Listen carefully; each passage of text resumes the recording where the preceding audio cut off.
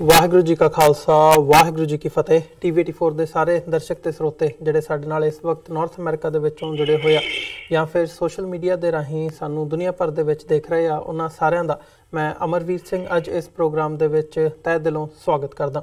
Viewers, ਜਦੋਂ ਅਸੀਂ ਅੱਜ ਇਸ ਵਕਤ ਗੱਲ ਕਰ ਰਹੇ ਹਾਂ ਤਾਂ ਭਾਰਤ ਦੇ ਵਿੱਚ 26 ਜਨਵਰੀ ਦਾ ਜਿਹੜਾ ਦਿਨ ਹੈਗਾ ਉਹਦਾ ਸੂਰਜ ਚੜ੍ਹ ਚੁੱਕਿਆ। 26 ਜਨਵਰੀ ਉਹ ਦਿਨ ਹੈ ਜਿਸ ਦਿਨ 1950 ਦੇ ਵਿੱਚ ਭਾਰਤ ਦਾ ਸੰਵਿਧਾਨ लागू होया सी। इस बाबत असीं पहलां भी गलबात कीती है, पर सिख नुक्ता निगाह तो इस दिन की की अहमियत हैगी है। सिखां ने इस दिन नूं काले दिन वजों मनाया सी जदों संविधान लागू होया सी ते सिख नुमाइंदे जिहड़े सी उन्हां वल्लों संविधान दे खरड़े दे उत्ते दस्तखत करन तो सिग्नेचर करन तो इनकार कर दिता गया सी।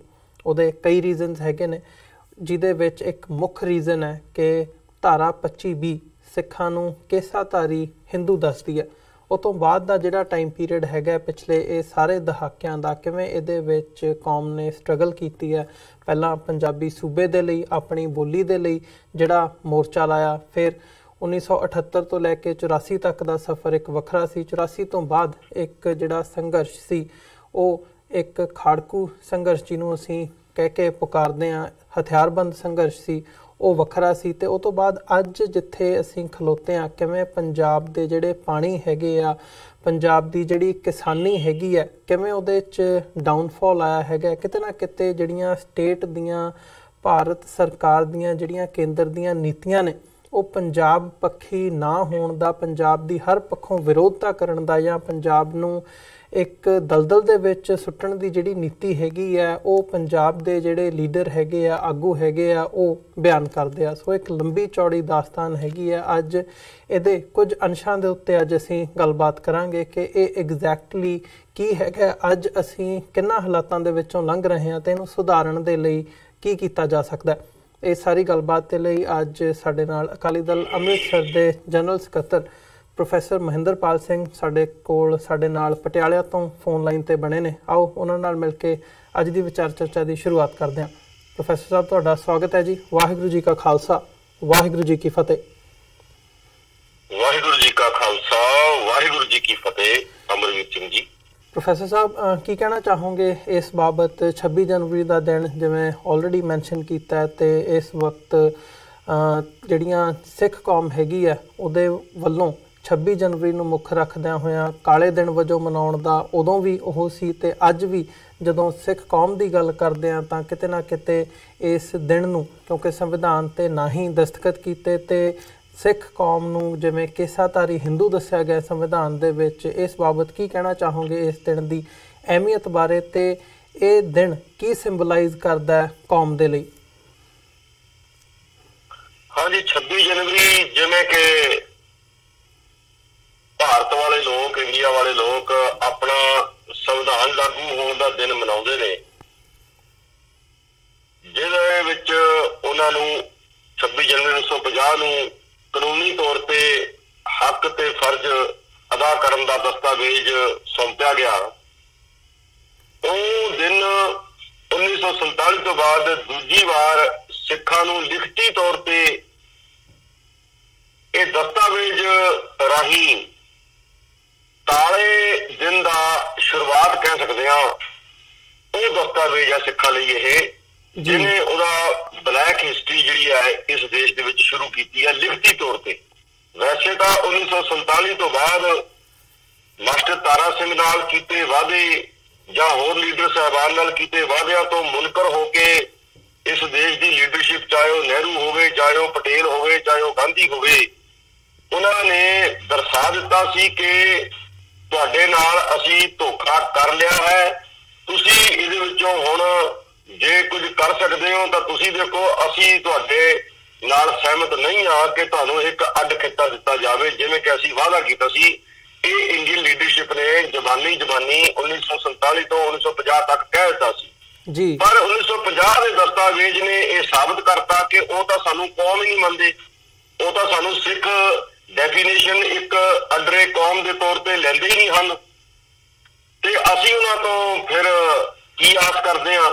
ਸੋ ਇਹ ਗੱਲ, ਕਿਉਂਕਿ 47 ਵਿੱਚ ਵੰਡ ਦੇ ਜ਼ਖਮ ਇੰਨੇ ਜ਼ਿਆਦਾ ਹੱਲੇ ਸੀ ਕਿ ਬਹੁਤੇ ਕਰਕੇ ਲੀਡਰਸ਼ਿਪ ਨੇ ਇਸ ਪਾਸੇ ਵੱਲ ਧਿਆਨ ਨਹੀਂ ਦਿੱਤਾ, ਭਾਵੇਂ ਕਿ ਜਿਵੇਂ ਤੁਸੀਂ ਦੱਸਿਆ ਸਾਡੇ ਨੁਮਾਇੰਦੇ ਸਰਦਾਰ ਹੁਕਮ ਸਿੰਘ ਤੇ ਸਰਦਾਰ ਭੁਪਿੰਦਰ ਸਿੰਘ ਮਾਨ ਨੇ ਇਸ ਸੰਵਿਧਾਨ ਦੇ ਖਰੜਾ ਕਮੇਟੀ ਦੇ ਮੈਂਬਰ ਹੁੰਦਿਆਂ ਸਿੱਖਾਂ ਦੇ ਨੁਮਾਇੰਦੇ ਦੇ ਤੌਰ ਤੇ ਸਿਗਨੇਚਰ ਨਹੀਂ ਸੀ ਕੀਤੇ, ਪਰ ਫਿਰ ਵੀ ਸਾਡੇ ਤੇ ਅੱਜ ਤੱਕ ਇਹ ਸੰਵਿਧਾਨ ਥੋਪਿਆ ਗਿਆ ਹੈ। ਇਹ ਕਿਵੇਂ ਹੋ ਸਕਦਾ ਹੈ ਕਿ ਜਿਸ ਕੌਮ ਦੇ ਨੁਮਾਇੰਦੇ ਜਿਸ ਦਸਤਾਵੇਜ਼ ਦੇ ਉੱਪਰ ਸਿਗਨੇਚਰ ਹੀ ਨਾ ਕਰਨ ਅਧਿਕਾਰਤ ਤੌਰ ਤੇ, ਉਹ ਜਿਹੜਾ ਦਸਤਾਵੇਜ਼ ਹੈ ਉਹ ਕੌਮ ਤੇ ਜ਼ਬਰਦਸਤੀ ਠੋਸ ਦਿੱਤਾ ਜਾਵੇ ਤੇ ਉਹਨੂੰ ਮੰਨਣ ਲਈ ਅੱਜ ਤੱਕ ਧੱਕੇ ਹੁੰਦੇ ਹੋਣ।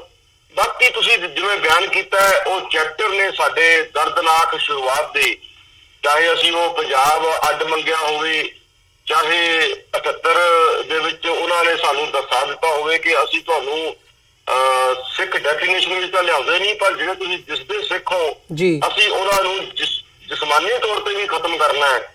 ਉਹ ਸ਼ੁਰੂਆਤ ਜਿਹੜੀ ਉਹ ਅੱਜ ਤੱਕ ਚੱਲ ਰਹੀ ਹੈ। ਆਈਡੀਓਲੋਜੀਕਲੀ ਵੀ ਸਾਨੂੰ ਖਤਮ ਕਰਨਾ ਚਾਹੁੰਦੇ ਨੇ ਤੇ ਜਿਸਮਾਨੀ ਤੌਰ ਤੇ ਵੀ ਖਤਮ ਕਰਨਾ ਚਾਹੁੰਦੇ ਨੇ। ਉਹਦੇ ਪੜਾਅ ਕਈ ਉਹਨਾਂ ਨੇ ਅਪਣਾਏ ਨੇ। ਬੇਸ਼ੱਕ ਲੀਡਰਸ਼ਿਪ ਨੇ ਮੁਕਾਬਲਾ ਕੀਤਾ, ਪਰ ਅਸਲ ਵਿੱਚ ਸਿੱਖ ਲੀਡਰਸ਼ਿਪ ਜਿਹੜੀ ਹੈ, ਜਿਹੜੀ ਇੰਸਟੀਟਿਊਸ਼ਨ ਦੇ ਉੱਪਰ ਕਾਬਲ ਹੁੰਦੀ ਹੈ, ਚਾਹੇ ਉਹ ਪੰਜਾਬ ਵਿਧਾਨ ਸਭਾ ਹੋਵੇ, ਚਾਹੇ ਉਹ MP ਬਣ ਕੇ ਜਾਂਦੇ ਹੋਣ ਪਾਰਲੀਮੈਂਟ ਦੇ ਵਿੱਚ, ਚਾਹੇ ਉਹ SGPC ਤੇ ਹੋਰ ਪ੍ਰਬੰਧਕ ਕਮੇਟੀਆਂ ਹੋਣ, ਉਹਨਾਂ ਦੀ ਲੀਡਰਸ਼ਿਪ ਜਿਹੜੀ ਡਿਟਰਮੀਨੇਸ਼ਨ ਹੈ ਉਹਦੇ ਵਿੱਚ ਕੌਮੀ ਕਮੀ ਹੋਣ ਦੇ ਕਰਕੇ, ਕੌਮੀ ਜਜ਼ਬੇ ਦੀ ਕਮੀ ਹੋਣ ਕਰਕੇ ਅਸੀਂ ਦਿਨੋਂ ਦਿਨ ਹਨੇਰੇ ਵੱਲ ਨੂੰ ਵੱਧਦੇ ਜਾ ਰਹੇ ਹਾਂ। ਪਰ ਇੱਕ ਆਸ ਕੀਤੀ ਜਾ ਸਕਦੀ ਹੈ ਕਿ ਕੁਝ ਕੁ ਲੋਕ ਚੇਤਨ ਹਨ, ਜਿਹੜੇ ਜੇਲ੍ਹਾਂ 'ਚ ਬੈਠ ਕੇ ਵੀ ਚੇਤਨ ਹਨ, ਜੇਲ੍ਹਾਂ ਤੋਂ ਬਾਹਰ ਵੀ ਚੇਤਨ ਹਨ, ਜਿਨ੍ਹਾਂ ਨੂੰ ਆਪਣੀ ਹੋਣੀ ਬਾਰੇ ਹਜੇ ਤੱਕ ਸਵੀਕਾਰ ਨਹੀਂ ਕੀਤਾ ਉਹਨਾਂ ਨੇ ਕਿ ਹਾਂ ਅਸੀਂ ਫਸ ਗਏ ਹਾਂ ਤੇ ਅਸੀਂ ਨਿਕਲ ਨਹੀਂ ਸਕਦੇ।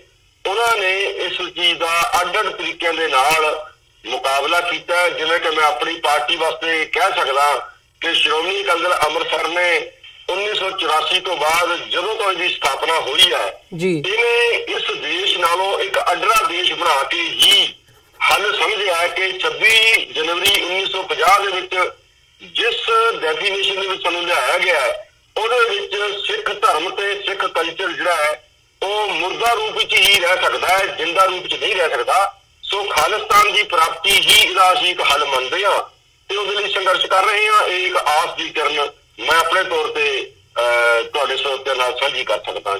ਜੀ ਪ੍ਰੋਫੈਸਰ ਸਾਹਿਬ, ਜਿਵੇਂ ਅਸੀਂ ਦੇਖਦੇ ਹਾਂ ਕਿ ਪੰਜਾਬ ਜਿਹੜਾ ਖਿੱਤਾ ਹੈਗਾ ਇਹ ਖੇਤੀ ਪ੍ਰਧਾਨ ਸੂਬਾ ਹੈ ਤੇ ਇਹਦੇ ਲਈ ਜਿਹੜੀ ਸਭ ਤੋਂ ਮੇਨ ਇੱਕ ਐਸੈਂਸ਼ੀਅਲ ਚੀਜ਼ ਹੈਗੀ ਹੈ, ਲਾਈਫਲਾਈਨ ਕਹੀ ਜਾ ਸਕਦੀ ਹੈ ਪੰਜਾਬ ਦੀ, ਉਹ ਹੈ ਪੰਜਾਬ ਦੇ ਪਾਣੀ। ਪੰਜਾਬ ਦੇ ਪਾਣੀਆਂ ਦੇ ਮਸਲੇ ਦੇ ਉੱਤੇ ਜਦੋਂ ਅਸੀਂ ਦੇਖਦੇ ਹਾਂ, ਇਹ ਪਿਛਲੇ ਕਈ ਦਹਾਕਿਆਂ ਤੋਂ ਇਹ ਮਸਲਾ ਚੱਲਿਆ ਆ ਰਿਹਾ ਹੈ। ਇਹਦੇ ਉੱਤੇ ਅਗਰੀਮੈਂਟਸ ਵੀ ਹੋਏ ਨੇ ਸਰਕਾਰਾਂ ਦੇ ਨਾਲ, ਜਿਹੜੀਆਂ ਨੈਗੋਸ਼ੀਏਸ਼ਨਸ ਨੇ ਕੇਂਦਰ ਸਰਕਾਰ ਦੇ ਨਾਲ ਉਹ ਵੀ ਹੋਈ ਹੈ, ਵਾਅਦਾ ਖਿਲਾਫੀਆਂ ਦਾ ਵੀ ਜਿਹੜਾ ਦੌਰ ਹੈਗਾ।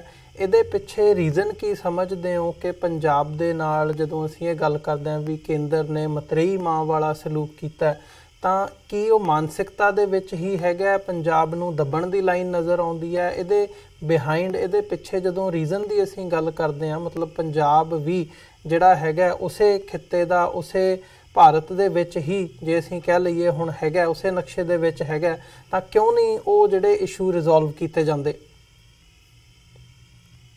ਨਹੀਂ, ਇਸ਼ੂ ਰਿਜ਼ੋਲਵ ਕਰਨ ਤੋਂ ਹੀ ਮੈਂ ਗੱਲ ਸ਼ੁਰੂ ਕਰਦਾ। ਇਸ਼ੂ ਤਾਂ ਕ੍ਰੀਏਟ ਕੀਤੇ ਜਾਂਦੇ ਨੇ ਕਿ ਇਹ ਬੇਸ਼ੱਕ ਮੈਂ ਬਹੁਤ ਸੋਹਣਾ ਲਫ਼ਜ਼ ਸਮਝਦਾ ਕਿ ਆਪਾਂ ਪੰਜਾਬ ਕਹੀਏ ਜਾਂ ਪੰਜਾਬੀ ਕਹੀਏ, ਅਸਲ ਵਿੱਚ ਇਸ ਸਟੇਟ ਦੀ ਬਹੁ ਵਸੋਂ ਜਿਹੜੀ ਹੈ ਉਹ ਸਿੱਖ ਹੈ। ਜਿਵੇਂ ਕਿ ਆਪਾਂ ਪਹਿਲਾਂ ਗੱਲ ਕਰ ਚੁੱਕੇ ਹਾਂ ਕਿ ਜਿਹੜੇ ਬੰਦੇ ਸਾਨੂੰ ਸਿੱਖ ਹੋਣ ਤੋਂ ਹੀ ਮੁਨਕਰ ਨੇ, ਉਹ ਸਿੱਖਾਂ ਨੂੰ ਫਿਰ ਖਤਮ ਕਰਨ ਵਾਸਤੇ ਉਹਨਾਂ ਦੀ ਆਰਥਿਕਤਾ ਨੂੰ ਤਬਾਹ ਕਰਨਗੇ ਤਾਂ ਜੋ ਇਹ ਕਿਸੇ ਵੀ ਰੂਪ ਵਿੱਚ ਆਪਣੀ ਰੋਟੀ ਦੇ ਫਿਕਰ ਚੋਂ ਬਾਹਰ ਨਾ ਨਿਕਲ ਸਕਣ ਤੇ ਸੰਘਰਸ਼ ਨਾ ਕਰ ਸਕਣ। ਦੁਨੀਆ ਭਰ ਦੇ ਵਿੱਚ ਇਤਿਹਾਸਕ ਤੌਰ ਤੇ ਇਹ ਦੇਖਿਆ ਗਿਆ ਵੀ ਜਿਹੜੀ ਕੌਮ ਨੂੰ ਖਤਮ ਕਰਨਾ ਹੋਵੇ ਉਹਦੇ ਇੰਸਟੀਟਿਊਸ਼ਨ ਜਿਹੜੇ ਨੇ ਉਹ ਖਤਮ ਕੀਤੇ ਜਾਂਦੇ ਨੇ, ਉਹਨਾਂ ਦੀ ਆਰਥਿਕਤਾ ਖਤਮ ਕੀਤੀ ਜਾਂਦੀ ਹੈ, ਉਹਨਾਂ ਨੂੰ ਨਸ਼ਾ 'ਚ ਪਾ ਦਿੱਤਾ ਜਾਂਦਾ ਹੈ, ਉਹਨਾਂ ਦੀ ਪੜ੍ਹਾਈ ਦੇ ਵਿੱਚ ਦਖਲ ਅੰਦਾਜ਼ੀ ਕੀਤੀ ਜਾਂਦੀ ਹੈ। ਇਹ ਸਾਰੇ ਫੈਕਟਰ ਜਿਹੜੇ ਨੇ ਪਿਛਲੇ 70 ਸਾਲ ਤੋਂ ਪੰਜਾਬ ਦੇ ਵਿੱਚ ਦੇਖੇ ਜਾਂਦੇ ਨੇ ਸਿੱਧੇ ਰੂਪ ਦੇ ਵਿੱਚ। 1966 ਦੇ ਵਿੱਚ ਪੰਜਾਬ ਦੀ ਦੁਬਾਰਾ ਪੁਨਰ ਗਠਨ ਹੋਇਆ ਹੈ, ਉਹਦੇ ਵਿੱਚ ਸਾਡੇ ਪੰਜਾਬ ਜਾਂ ਹਿੰਦੀ ਲਿਖਾਈ ਹੈ, ਜਦ ਕਿ ਉਹਨਾਂ ਦੇ ਪੁਰਖੇ ਸਦੀਆਂ ਤੋਂ ਪੰਜਾਬੀ ਬੋਲਦੇ ਆ ਰਹੇ ਨੇ। ਸਾਡੀ ਪੜ੍ਹਾਈ ਦੇ ਵਿੱਚ ਦਿਨੋਂ ਦਿਨ ਕੋਈ ਨਾ ਕੋਈ ਕਿਤਾਬ ਐਸੀ, ਕੋਈ ਨਾ ਕੋਈ ਲੇਖ ਐਸੇ ਕੀਤੇ ਜਾਂਦੇ ਨੇ ਕਿ ਅਸੀਂ ਉਲਝ ਕੇ ਰਹਿ ਜਾਂਦੇ ਹਾਂ। ਨਸ਼ੇ ਇੰਨੀ ਵੱਡੀ ਪੱਧਰ ਤੇ ਸਾਡੀ ਕੌਮ ਦੇ ਵਿੱਚ ਸੁੱਟੇ ਜਾ ਰਹੇ ਨੇ, ਕੋਈ ਸਰਕਾਰ ਰੋਕਦੀ ਨਹੀਂ। ਆ 2 ਸਾਲ ਹੋ ਗਏ ਅਮਰਿੰਦਰ ਸਿੰਘ ਨੇ ਵੀ ਕੁਛ ਨਹੀਂ ਕੀਤਾ, ਪਹਿਲਾਂ 10 ਸਾਲ ਬਾਦਲਾਂ ਨੇ ਕੁਛ ਨਹੀਂ ਕੀਤਾ, ਤੇ ਸੈਂਟਰ ਕੁਛ ਨਹੀਂ ਕਰ ਰਹੀ। ਨਾਲੇ ਕਿਹਾ ਜਾਂਦਾ ਵੀ ਪਾਕਿਸਤਾਨ ਤੋਂ ਆਉਂਦਾ, ਪਾਕਿਸਤਾਨ ਦਾ ਬਾਰਡਰ ਜਿਹੜਾ ਉਹ ਇੰਟਰਨੈਸ਼ਨਲ ਬਾਰਡਰ ਹੈ, ਉਹਦੇ ਸੈਂਟਰ ਗਵਰਨਮੈਂਟ ਦੀਆਂ ਕਈ ਏਜੰਸੀਆਂ ਰਾਖੀ ਕਰ ਰਹੀਆਂ ਨੇ।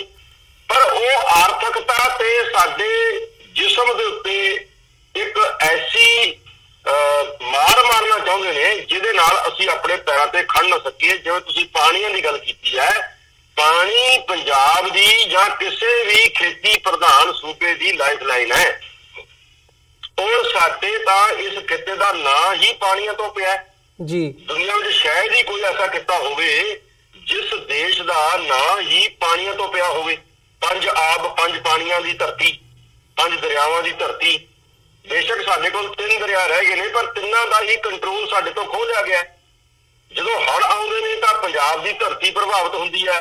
ਇੰਟਰਨੈਸ਼ਨਲ ਰਿਪੇਰੀਅਨ ਐਕਟ ਹੈ ਪਾਣੀਆਂ ਬਾਰੇ, ਜਿਸ ਸੂਬੇ ਚੋਂ ਕੁਦਰਤੀ ਦਰਿਆ ਜਿਸ ਰੇਸ਼ੋ ਦੇ ਵਿੱਚ ਨਿਕਲਦੇ ਨੇ, ਉਹਨਾਂ ਦਾ ਹੱਕ ਉਸ ਰੇਸ਼ੋ ਵਿੱਚ ਹੀ ਬਣਦਾ ਹੈ।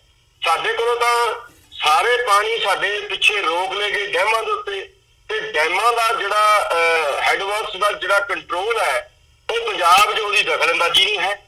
ਅਸੀਂ ਪਾਣੀ ਫਿਰ ਸਾਨੂੰ ਮਿਲਦੀ ਰਾਇਲਟੀ ਜਿਹੜੀ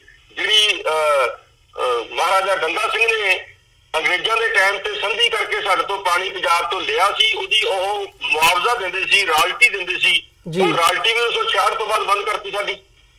ਸੋ ਕਿਸੇ ਵੀ ਤਰ੍ਹਾਂ ਨਾਲ ਇਹ ਜਾਇਜ਼ ਨਹੀਂ ਠਹਿਰਾਇਆ ਜਾਂਦਾ, ਪਰ ਇਹ ਸੀਨਾਜੋਰੀ ਹੈ ਹਿੰਦੂਤਵਾ ਦੀ।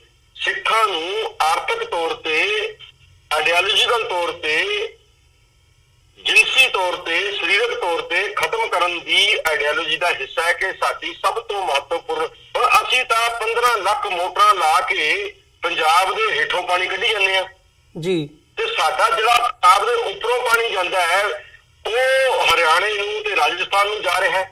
ਹਾਂ, ਸਾਡੇ ਕੋਲ ਵਾਧੂ ਹੋਵੇ ਤਾਂ ਅਸੀਂ ਗੁਆਂਢੀ ਨੂੰ ਦੇ ਸਕਦੇ ਹਾਂ, ਪਰ ਜੇ ਸਾਡੇ ਕੋਲ ਆਪਣਾ ਹੀ ਨਹੀਂ ਹੈ, ਦੁਨੀਆ 'ਚ ਕਿੱਥੇ ਇਹ ਗੱਲ ਹੈ ਜਿਹਦੇ ਕੋਲ ਆਪਣੀ ਖਾਣ ਨੂੰ ਰੋਟੀ ਨਾ ਹੋਵੇ, ਉਹ ਰੋਟੀ ਕਿਵੇਂ ਦਾਨ ਕਰ ਸਕਦਾ ਹੈ? ਸਾਡੇ ਨਾਲ ਧੱਕਾ ਹੋ ਰਿਹਾ ਹੈ, ਸਾਡੇ ਬੱਚਿਆਂ ਦਾ ਭਵਿੱਖ ਖਰਾਬ ਹੋ ਰਿਹਾ ਹੈ, ਬੇਰੁਜ਼ਗਾਰੀ ਦਿਨੋਂ ਦਿਨ ਵਧੀ ਜਾਂਦੀ ਹੈ। ਜਿਹੜੇ ਬੰਦੇ ਸਾਡੇ ਖੇਤੀ 'ਚ ਲੱਗੇ ਸੀ ਉਹ ਹੁਣ ਮੂੰਹ ਮੋੜ ਰਹੇ ਨੇ ਕਿਉਂਕਿ ਖੇਤੀ ਘਾਟੇ ਦਾ ਸੌਦਾ ਦਿਸ ਰਹੀ ਹੈ ਜੀ। ਸਾਨੂੰ ਆਪਣੀ ਮਰਜ਼ੀ ਨਾਲ ਵਪਾਰ ਨਹੀਂ ਖੇਤੀ ਦਾ ਕਰਨ ਦਿੱਤਾ ਜਾਂਦਾ। ਸਾਨੂੰ ਅੰਤਰਰਾਸ਼ਟਰੀ ਮੰਡੀਆਂ ਵਿੱਚ ਆਪਣੀ ਫਸਲ ਨਹੀਂ ਵੇਚਣ ਦਿੱਤੀ ਜਾਂਦੀ। ਫਿਰ ਉਹਦੇ ਵਿੱਚ ਸਾਨੂੰ ਪਾਣੀ ਆਪਣਾ ਨਹੀਂ ਹੈ, ਜਿਹਦੇ 'ਚ ਮਿਨਰਲਸ ਮਿਲ ਕੇ ਆਉਣੇ ਨੇ, ਉਹ ਪਾਣੀ ਸਾਡੇ ਤੋਂ ਖੋਹ ਲਿਆ। ਅਸੀਂ ਇੱਕੋ ਧਰਤੀ ਨੂੰ ਬਾਰ-ਬਾਰ ਪੰਪਿੰਗ ਕਰਕੇ ਪਾਣੀ ਕੱਢ ਰਹੇ ਹਾਂ। ਇਸ ਪਾਣੀਆਂ ਦਾ ਮਸਲਾ ਤਾਂ ਇੰਨਾ ਜ਼ਿਆਦਾ ਗੰਭੀਰ ਹੈ ਕਿ ਮੈਂ ਸੋਚਦਾ ਵੀ ਸਾਰੀਆਂ ਗੱਲਾਂ ਤੋਂ ਵੱਧ ਮਹੱਤਵਪੂਰਨ ਇਸ ਵਕਤ ਪੰਜਾਬ ਲਈ ਪਾਣੀਆਂ ਦਾ ਮਸਲਾ ਹੈ ਜੀ। ਜਿਸ ਨੂੰ ਸਾਡੀ ਲੀਡਰਸ਼ਿਪ ਵੇਚਦੀ ਆਈ ਹੈ, ਚਾਹੇ ਬਾਦਲ ਦੇ ਵਿੱਚ ਹੋਵੇ, ਚਾਹੇ ਪਹਿਲੇ ਕਾਰਜਕਾਲ ਦੇ ਵਿੱਚ ਅਮਰਿੰਦਰ ਸਿੰਘ ਦੇ ਵਿੱਚ ਹੋਵੇ। ਚੁੱਪ ਰਹਿ ਕੇ ਵੀ ਵੇਚ ਰਹੇ ਨੇ, ਦਾਅਵੇ ਜਿਹੜੇ ਕੋਰਟਾਂ ਵਿੱਚ ਹੁੰਦੇ ਨੇ ਚੰਗੇ ਵਕੀਲ ਨਾ ਭੇਜ ਕੇ ਵੀ ਇਹ ਵੇਚ ਰਹੇ ਨੇ, ਕਿਉਂਕਿ ਇਹਨਾਂ ਦਾ ਦੇਵੀ ਲਾਲ ਇੰਪੋਰਟੈਂਟ ਹੈ, ਇਹਨਾਂ ਦਾ ਰਾਜੀਵ ਗਾਂਧੀ ਇੰਪੋਰਟੈਂਟ ਹੈ, ਇਹਨਾਂ ਦੀ ਇੰਦਰਾ ਗਾਂਧੀ ਇੰਪੋਰਟੈਂਟ ਹੈ। ਇਸ ਲਈ ਇਹ ਸੰਘਰਸ਼ ਕਰਨ ਵਾਲੀ ਜਿਹੜੀ ਧਿਰ ਹੈ ਉਹ ਬਹੁਤ ਛੋਟੀ ਹੈ ਜੀ, ਪਰ ਇਹ ਇੱਕ ਫੈਕਟ ਹੈ ਕਿ ਪੰਜਾਬ ਨੂੰ ਹਰ ਤਰ੍ਹਾਂ ਨਾਲ ਖਤਮ ਕਰਨ ਦੀ ਸਾਜ਼ਿਸ਼ ਜਿਹੜੀ ਹੈ ਉਹਨੂੰ 70 ਸਾਲ ਪੂਰੇ ਹੋ ਗਏ, ਤੇ ਅੱਜ ਉਹਨੂੰ ਲਿਖਤੀ ਤੌਰ ਤੇ 26 ਜਨਵਰੀ 1950 ਨੂੰ ਲਿਖਤੀ ਤੌਰ ਤੇ ਕਹਿ ਦਿੱਤਾ ਗਿਆ ਸੀ ਕਿ ਅਸੀਂ ਨਾ ਤੁਹਾਨੂੰ ਕੌਮ ਮੰਨਦੇ ਹਾਂ, ਨਾ ਤੁਹਾਡਾ ਕੋਈ ਅਧਿਕਾਰ ਮੰਨਦੇ ਹਾਂ, ਅਸੀਂ ਤੁਹਾਨੂੰ ਬ੍ਰੈਕਟ 'ਚ ਰੱਖ ਕੇ ਹੀ ਮਾਰ ਦਾਂਗੇ। ਰਹਿੰਦੀ ਖੂਦੀ ਗੱਲ ਜਿਹੜੀ ਹੈ ਉਹ 1999 'ਚ ਖਤਮ ਕਰਤੀ।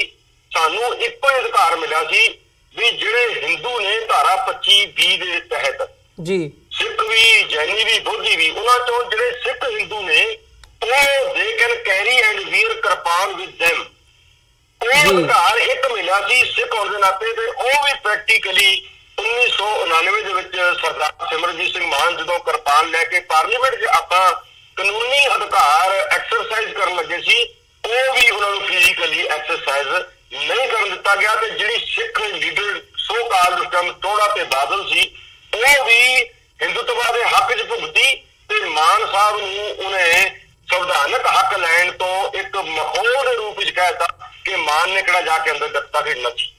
ਸੋ ਸਾਡੇ ਲੀਡਰਸ਼ਿਪ ਵੀ ਪਿਛਲੇ ਦਰਵਾਜ਼ੇ ਚੋਂ ਹਿੰਦੂਤਵਾ ਦੇ ਨਾਲ ਮਿਲੀ ਹੋਈ ਹੈ। ਹੁਣ ਅਕਾਲ ਤਖਤ ਸਾਹਿਬ ਤੋਂ ਬਾਦਲਾਂ ਨੇ ਪ੍ਰਭਾਵ ਪਾ ਕੇ ਸਿਰਸੇ ਵਾਲੇ ਬਾਬੇ ਨੂੰ ਮਾਫ ਕਰਤਾ, ਅੱਜ ਉਹ ਬਲਾਤਕਾਰ ਦੇ ਕੇਸ 'ਚ ਅੰਦਰ ਹੈ, ਕਤਲ ਦੇ ਕੇਸ 'ਚ ਅੰਦਰ ਹੈ, ਤੇ ਹੁਣ ਜਵਾਬ ਦੇਣ ਬਾਦਲ ਜਾਂ ਐਸਜੀਪੀਸੀ ਜਾਂ ਉਹਨਾਂ ਦੇ ਜਥੇਦਾਰ ਵੀ ਉਹਨਾਂ ਨੇ ਕਿਉਂ ਮਾਫ ਕੀਤਾ ਸੀ। ਫਿਰ 1 ਕਰੋੜ ਰੁਪਈਆ ਸਿੱਖਾਂ ਦਾ ਲਾਤਾ ਜਸਟੀਫਾਈ ਕਰਨ ਲਈ।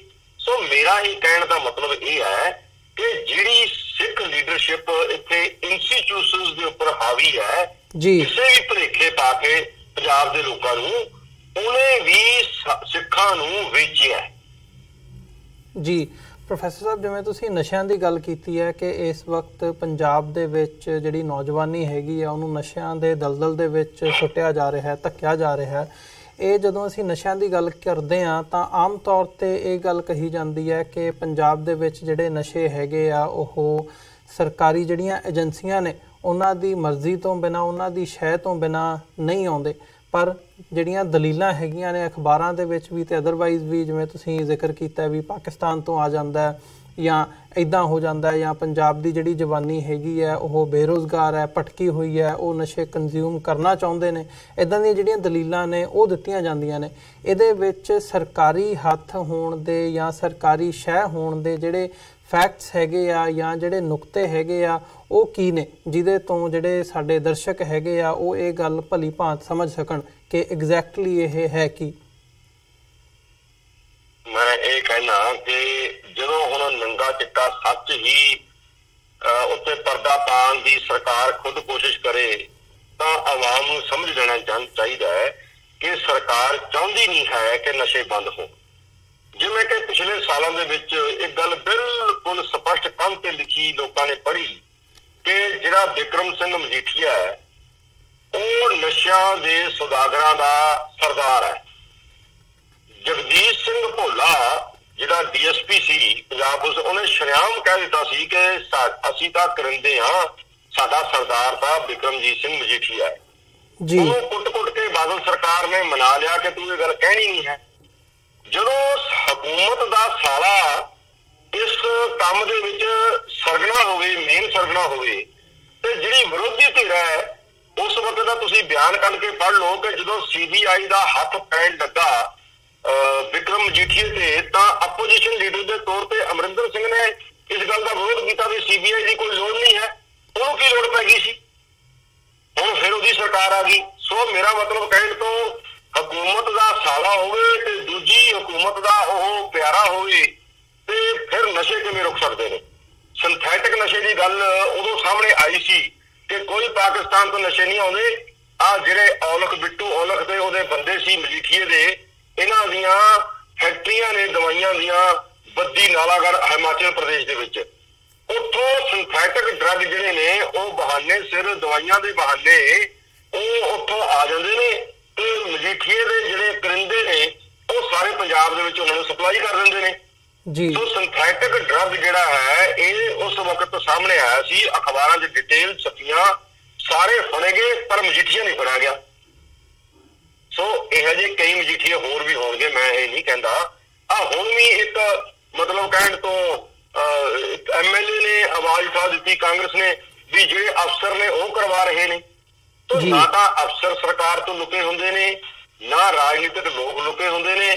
ਮੈਂ ਤਾਂ ਇਹ ਸਮਝਦਾ ਵੀ ਮੁਹੱਲੇ ਵਿੱਚ ਜਿਹੜਾ ਬੰਦਾ ਚੋਰੀ ਵੀ ਕਰਦਾ ਨਾ, ਆਪਣੀ ਰੋਟੀ ਖਾਤਰ ਕਰਦਾ ਹੋਵੇ ਜਾਂ ਆਪਣੀ ਛੋਟੀ ਲਾਲਚ ਪਿੱਛੇ ਕਰਦਾ ਹੋਵੇ, ਉਹ ਵੀ ਪੁਲਿਸ ਨਾਲ ਮਿਲ ਕੇ ਹੀ ਕਰ ਸਕਦਾ ਹੈ। ਇੰਨਾ ਵੱਡਾ ਵਪਾਰ ਤਾਂ ਬਿਨਾਂ ਪੁਲਿਸ ਤੋਂ ਨਹੀਂ ਹੋ ਸਕਦਾ, ਬਿਨਾਂ ਸਰਕਾਰ ਦੀ ਅੰਡਰਸਟੈਂਡਿੰਗ ਤੋਂ।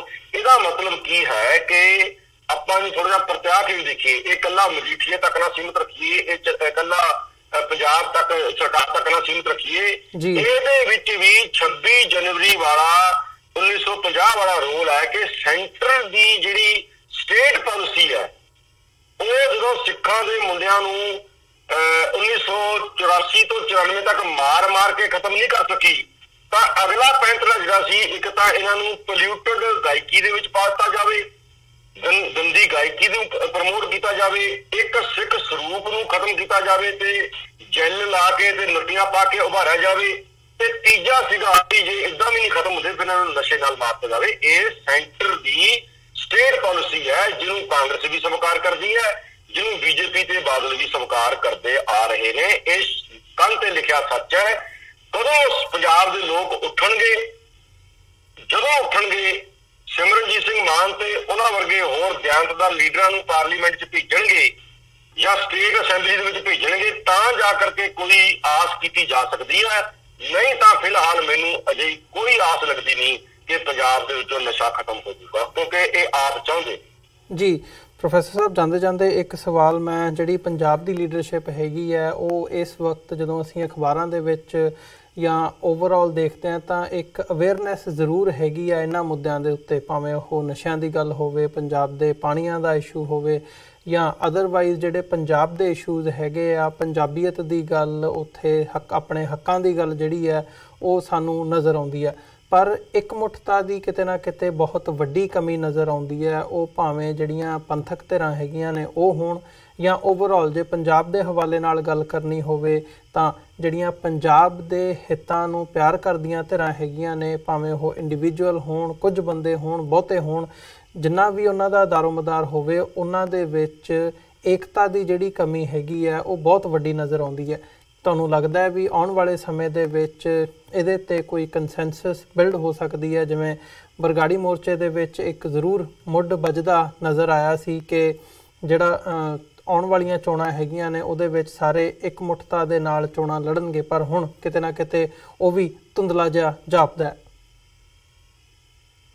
ਮੈਂ ਤੁਹਾਡੀ ਇਸ ਗੱਲ ਨਾਲ ਇੰਨਾ ਕੁ ਸਹਿਮਤ ਹਾਂ ਕਿ ਧੁੰਦਲਾ ਜ਼ਰੂਰ ਜਾਪਦਾ ਹੈ, ਪਰ ਜੇਕਰ ਆਪਾਂ 34-35 ਸਾਲ ਦਾ ਜਾਂ 40 ਸਾਲ ਦਾ ਸੰਘਰਸ਼ ਦਾ ਐਨਾਲਿਸਿਸ ਕਰੀਏ ਤਾਂ ਜਿੰਨਾ ਸਾਨੂੰ ਦੁਸ਼ਮਣ ਨੇ ਮਾਰਿਆ ਹੈ ਓਨਾ ਹੀ ਸਾਨੂੰ ਇਮੈਚੋਰ ਲੀਡਰਸ਼ਿਪ ਨੇ ਵੀ ਮਾਰਿਆ।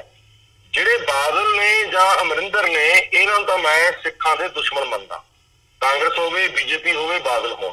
ਪਰ ਜਿਹੜੇ ਸਾਨੂੰ ਆਪਣੀ ਪੰਥਕ ਧਿਰ ਲੱਗਦੇ ਨੇ ਉਹਨਾਂ ਚੋਂ ਬਹੁਤ ਗਿਣਤੀ ਇਮੈਚੋਰ ਲੀਡਰਸ਼ਿਪ ਦੀ ਹੈ। ਜਦੋਂ ਤੁਸੀਂ ਘੱਟ ਜਾਣਕਾਰੀ ਵਾਲੀ ਲੀਡਰਸ਼ਿਪ ਵੱਡੇ ਵੱਡੇ ਦਾਅਵੇ ਕਰੂਗੀ, ਆਪਣੇ ਆਪ ਨੂੰ ਸਭ ਤੋਂ ਉੱਪਰ ਮੰਨੂਗੀ, ਉਹਦਾ ਨੁਕਸਾਨ ਦੁਸ਼ਮਣ ਤੋਂ ਵੀ ਵੱਧ ਹੁੰਦਾ, ਕਿਉਂਕਿ ਦੁਸ਼ਮਣ ਕਿਤੇ ਨਾ ਕਿਤੇ ਤੁਸੀਂ ਨਿਸ਼ਾਨਦੇਹੀ ਕਰ ਲੈਂਦੇ ਹੋ, ਉਹਦੇ ਪੈਂਤੜੇ ਦੀ ਨਿਸ਼ਾਨਦੇਹੀ ਕਰ ਲੈਂਦੇ ਹੋ।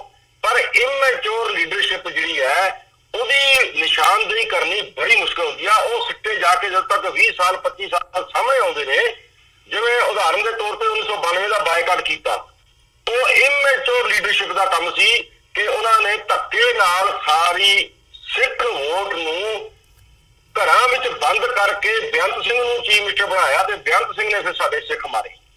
ਉਹ ਕੀ, ਉਹਦਾ ਐਨਾਲਿਸਿਸ ਕੀ ਕਰੋਗੇ? ਉਹਦਾ ਐਨਾਲਿਸਿਸ ਇਹੀ ਆਊਗਾ ਵੀ ਉਹਨਾਂ ਨੂੰ ਸਮਝ ਨਹੀਂ ਸੀ। ਸੋ ਇਹ ਕਈ ਗੱਲਾਂ ਜਿਹੜੀਆਂ ਤੁਹਾਨੂੰ ਲੱਗਦੀਆਂ ਨੇ, ਦੁਨੀਆ ਨੂੰ ਲੱਗਦੀਆਂ ਨੇ ਕਿ ਇਹ ਅੱਡ-ਅੱਡ ਹੋ ਗਏ, ਇਹ ਹੋ ਗਏ, ਇਹ ਦੂਰ ਅੰਦੇਸ਼ੀ ਦੀ ਘਾਟ ਹੈ। ਲੀਡਰਸ਼ਿਪ ਕਿਹੜੀ ਹੈ? ਮੈਂ ਇੱਕ ਇੱਕ ਨਾਮ ਲੈ ਕੇ, ਜੇ ਤੁਸੀਂ ਕਦੇ ਇਹਦਾ ਅੱਡ ਘੰਟੇ 2 ਘੰਟੇ ਦਾ ਪ੍ਰੋਗਰਾਮ ਰੱਖੋ, ਇੱਕ ਇੱਕ ਨਾਮ ਲਵੇ ਜੋ 40 ਸਾਲ ਦੇ ਵਿੱਚ ਸਿੱਖ ਲੀਡਰਸ਼ਿਪ ਦੇ ਇੱਕ ਇੱਕ ਬੰਦੇ ਬਾਰੇ ਮੈਂ ਤੁਹਾਨੂੰ ਸੱਚਾਈ ਨਾ ਦੱਸ ਦਵਾਂ, ਫਿਰ ਤੁਸੀਂ ਮੈਨੂੰ ਕਹਿ ਸਕਦੇ ਹੋ ਹਾਂ ਸਾਡੀ ਪਾਰਟੀ ਨੇ ਆਹ ਲੋਕ ਸਭਾ ਇਲੈਕਸ਼ਨ ਆਈ ਹੈ, ਅਸੀਂ ਜੋ ਆਪਣੀ ਪਾਰਟੀ ਵੱਲੋਂ ਕਰ ਸਕਦੇ ਹਾਂ, ਅਸੀਂ ਪਹਿਲਾਂ ਹੀ ਕਹਿ ਤਾ ਕਿ ਅਸੀਂ ਤਾਂ 2 ਸੀਟਾਂ ਤੇ ਇਲੈਕਸ਼ਨ ਲੜਾਂਗੇ। ਸੀਟਾਂ ਤਾਂ 13 ਨੇ, 13 ਹੀ ਜ਼ਿਲ੍ਹਿਆਂ ਵਿੱਚ ਸਾਡੀ ਜਥੇਬੰਦੀ ਹੈਗੀ ਹੈ। ਮਾੜੀ ਜਾਂ ਚੰਗੀ ਕਾਰਗੁਜ਼ਾਰੀ ਅਸੀਂ ਕਰ ਸਕਦੇ ਹਾਂ, ਪਰ ਅਸੀਂ ਆਪਣੇ ਵੱਲੋਂ ਇੱਕ ਸੁਨੇਹਾ ਦਿੱਤਾ ਸੀ ਕਿ ਬਾਕੀ ਸੀਟਾਂ ਤੇ ਤੁਸੀਂ 11 ਸੀਟਾਂ ਤੇ ਸਹਿਮਤੀ ਕਰਕੇ ਇਕੱਠੇ ਹੋ ਜਾਓ, ਅਸੀਂ ਤਾਂ 2 ਹੀ ਲੜਾਂਗੇ, ਅਸੀਂ ਨਹੀਂ ਦਾਅਵਾ ਕਰਦੇ ਜ਼ਿਆਦਿਆਂ ਦਾ। ਪਰ ਉਹ ਕਿਸੇ ਨੇ ਸਾਡੀ ਇਸ ਗੱਲ ਨੂੰ ਮੰਨੀ ਹੀ ਨਹੀਂ ਹੈ, ਕਿਉਂਕਿ ਕਈ ਲੋਕ ਤਾਂ ਹਿੰਦੁਸਤਾਨ ਦੇ ਅੱਜ ਵੀ ਪ੍ਰੇਮੀ ਨੇ, ਚਾਹੇ ਉਹ ਕਿਸੇ ਵੀ ਰੂਪ ਦੇ ਵਿੱਚ ਰਹੇ ਹੋਣ, ਉਹਨਾਂ ਨੂੰ ਲੱਗਦਾ ਵੀ ਇਹ ਤਾਂ ਖਾਲਿਸਤਾਨੀ ਨੇ, ਇਹਨਾਂ ਨਾਲ ਤਾਂ ਇਕੱਠ ਹੋ ਨਹੀਂ ਸਕਦਾ। ਪਰ ਲੋਕਾਂ ਦਾ ਦੁੱਖ ਦਰਦ ਕਿਵੇਂ ਦੂਰ ਕਰੋਗੇ ਜੇਕਰ ਤੁਸੀਂ ਇੱਕ ਵੱਡੀ ਧਿਰ ਨੂੰ ਆਪਣੀਆਂ ਮੀਟਿੰਗਾਂ 'ਚ ਬਿਠਾਉਣ ਤੋਂ ਵੀ ਇਗਨੋਰ ਕਰੋਗੇ? ਸੋ ਇਹ ਸਾਰਾ ਖਾਤਾ ਬਹੁਤ ਵੱਡਾ ਹੈ, ਇੰਨੀ ਛੇਤੀ ਤਾਂ ਨਹੀਂ ਦੱਸਿਆ ਜਾ ਸਕਦਾ। ਪਰ ਜਿਹੜਾ ਸਾਨੂੰ ਅੱਡ-ਅੱਡ ਦਿਸਦਾ ਉਹਦੇ ਕਾਰਨਾਂ ਦੇ ਵੱਲ ਕੋਈ ਨਹੀਂ ਜਾਂਦਾ। ਜਦ ਤੱਕ ਤੁਸੀਂ ਕਾਰਨਾਂ ਵੱਲ ਨਹੀਂ ਜਾਓਗੇ, ਡਾਇਗਨੋਜ਼ ਨਹੀਂ ਕਰੋਗੇ ਵੀ ਡਿਜ਼ੀਜ਼ ਹੈ ਕੀ ਹੈ, ਉਹਦਾ ਹੱਲ ਲੱਭਣਾ ਬਹੁਤ ਮੁਸ਼ਕਲ ਹੈ। ਜੀ ਬਿਲਕੁਲ ਪ੍ਰੋਫੈਸਰ ਸਾਹਿਬ, ਜਿਵੇਂ ਤੁਸੀਂ ਗੱਲ ਕੀਤੀ ਹੈ, ਇਹਨਾਂ ਗੱਲਾਂ ਦੇ ਉੱਤੇ ਜਦੋਂ ਅਸੀਂ ਪੜਚੋਲ ਦੀ ਗੱਲ ਕਰਦੇ ਹਾਂ, ਸਮਾਂ ਡਿਮਾਂਡ ਕਰਦਾ ਹੈ ਕਿ ਉਹ ਕੀਤੀ ਜਾਵੇ, ਐਨਾਲਿਸਿਸ ਕੀਤਾ ਜਾਵੇ ਵੀ ਕਿੱਥੇ ਕਿਹਦੇ ਕੋਲੋਂ ਕੀ ਗਲਤੀ ਹੋਈ ਹੈ ਤੇ ਉਹਨੂੰ ਕਿਵੇਂ ਸੁਧਾਰਿਆ ਜਾ ਸਕਦਾ ਹੈ। ਕੋਸ਼ਿਸ਼ ਕਰਾਂਗੇ ਕਿ ਇਸ ਪਲੇਟਫਾਰਮ ਤੋਂ TV84 ਦੇ ਪਲੇਟਫਾਰਮ ਤੋਂ ਇਦਾਂ ਦਾ ਕੋਈ ਉਪਰਾਲਾ ਕੀਤਾ ਜਾਵੇ ਆਉਣ ਵਾਲੇ ਸਮੇਂ ਦੇ ਵਿੱਚ। ਸੋ ਜ਼ਰੂਰ ਜੇ ਇਦਾਂ ਦੀ ਕੋਈ ਗੱਲਬਾਤ ਹੁੰਦੀ ਹੈ ਤੇ ਸਾਰਿਆਂ ਨੂੰ ਇਕੱਠੇ ਕਰਕੇ ਉਹਦੇ ਤੇ ਐਨਾਲਿਸਿਸ ਕਰਨ ਦੀ ਲਾਈਨ ਜ਼ਰੂਰ ਹੋਵੇਗੀ। ਸੋ ਅੱਜ ਦੇ ਸ਼ੋਅ ਦੇ ਵਿੱਚ ਇੱਥੇ ਇਜਾਜ਼ਤ ਚਾਹਾਂਗੇ ਜੀ। ਬਹੁਤ ਬਹੁਤ ਧੰਨਵਾਦ ਤੁਹਾਡਾ। ਫਤਿਹ ਦੀ ਸਾਂਝ ਪਾਈਏ ਅੰਤ ਦੇ ਵਿੱਚ। ਵਾਹਿਗੁਰੂ ਜੀ ਕਾ ਖਾਲਸਾ, ਵਾਹਿਗੁਰੂ ਜੀ ਕੀ ਫਤਿਹ ਜੀ। ਬਹੁਤ ਬਹੁਤ ਧੰਨਵਾਦ ਅਮਰਵੀਰ ਸਿੰਘ ਜੀ। TV84 ਸਾਰੇ ਸਰੋਤਿਆਂ ਦਾ ਵਾਹਿਗੁਰੂ ਜੀ ਕਾ ਖਾਲਸਾ, ਵਾਹਿਗੁਰੂ ਜੀ ਕੀ ਫਤਿਹ। ਵਿਊਅਰਸ, ਉਮੀਦ ਕਰਦੇ ਹਾਂ ਕਿ ਜਿਹੜੀ ਅੱਜ ਦੀ ਸਾਡੀ ਇਹ ਸਾਰੀ ਗੱਲਬਾਤ ਸੀ ਪਟਿਆਲਾ ਤੋਂ ਅਕਾਲੀ ਦਲ ਅੰਮ੍ਰਿਤਸਰ ਦੇ ਜਨਰਲ ਸਕੱਤਰ ਪ੍ਰੋਫੈਸਰ ਮਹਿੰਦਰਪਾਲ ਸਿੰਘ ਹੋਰਾਂ ਦੇ ਨਾਲ, ਇਹ ਤੁਹਾਨੂੰ ਜ਼ਰੂਰ ਪਸੰਦ ਆਈ ਹੋਵੇਗੀ। ਸੋ ਜਾਂਦੇ ਜਾਂਦੇ ਤੁਹਾਡੇ ਚਰਨਾਂ ਦੇ ਵਿੱਚ ਬੇਨਤੀ ਕਰਦੇ ਹਾਂ, ਇਸ ਪਲੇਟਫਾਰਮ ਨੂੰ ਅੱਗੇ ਵਧਾਉਣ ਦੇ ਲਈ, ਚੱਲਦਾ ਰੱਖਣ ਦੇ ਲਈ ਸਾਨੂੰ ਤੁਹਾਡੀ ਸਹਾਇਤਾ ਦੀ ਲੋੜ ਹੈ। TV84 ਨੂੰ ਡੋਨੇਟ ਕਰਨ ਦੇ ਲਈ ਤੁਸੀਂ ਸਾਡੀ ਵੈਬਸਾਈਟ www.tv84.tv ਤੇ ਜਾ ਕੇ ਸਾਨੂੰ ਡੋਨੇਟ ਕਰ ਸਕਦੇ ਹੋ ਤੇ ਮੰਥਲੀ ਡੋਨੇਸ਼ਨਸ ਦੇ ਲਈ ਪਲੈਜ ਕਰ ਸਕਦੇ ਹੋ। ਜੇ ਚੈੱਕ ਰਾਹੀਂ ਡੋਨੇਸ਼ਨਸ ਭੇਜਣੀਆਂ ਚਾਹੁੰਦੇ ਹੋ ਤਾਂ TV84 ਦੇ ਨਾਂ ਦਾ ਚੈੱਕ ਬਣਾ ਕੇ ਤੁਸੀਂ ਸਾਨੂੰ ਸਾਡੇ ਐਡਰੈਸ ਤੇ ਮੇਲ ਕਰ ਸਕਦੇ ਹੋ। 3601 37th ਐਵਨਿਊ, ਲੌਂਗ ਆਈਲੈਂਡ ਸਿਟੀ, ਨਿਊਯਾਰਕ 11101। ਵੈਬਸਾਈਟ ਇੱਕ ਵਾਰ ਫਿਰ ਦੱਸਦੇ ਹਾਂ, www.tv84.tv। ਇਸੇ ਦੇ ਨਾਲ ਵਿਊਅਰਸ, ਅਸੀਂ ਅੱਜ ਦੇ ਪ੍ਰੋਗਰਾਮ ਦੇ ਵਿੱਚ ਤੁਹਾਡੇ ਕੋਲੋਂ ਇੱਥੇ ਹੀ ਇਜਾਜ਼ਤ ਚਾਹਾਂਗੇ। ਦੁਬਾਰਾ ਫਿਰ ਤੁਹਾਡੇ ਨਾਲ ਮੁਲਾਕਾਤ ਹੋਵੇਗੀ। ਵਾਹਿਗੁਰੂ ਜੀ ਕਾ ਖਾਲਸਾ, ਵਾਹਿਗੁਰੂ ਜੀ ਕੀ ਫਤਿਹ।